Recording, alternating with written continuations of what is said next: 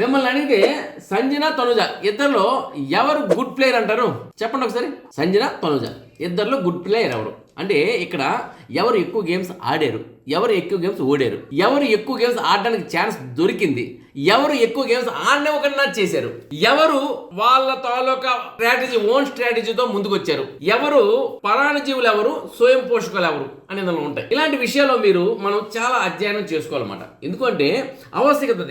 అయితే తనుజకి సంజనాకి ఏంటి పోటీ అని మీరు ఇప్పుడు అనుకోవచ్చు. అంటే ఇక్కడ ఉంటుంది ఇద్దరు లేడీస్ ఉన్నారు. ఆ ఇద్దరు లేడీస్ లో ఉన్న వల్ల ఎవరు బెస్ట్ అంటే తనకంటూ తను ఒక సామ్రాజ్యం సెట్ చేసుకుంది ఎవరు, సెట్ చేసుకోకుండా గెలుస్తుంది ఎవరు, గేమ్ చేంజర్ ఎవరు, ఉన్న గేమ్స్ అన్ని డ్యామేజ్ ఎవరు.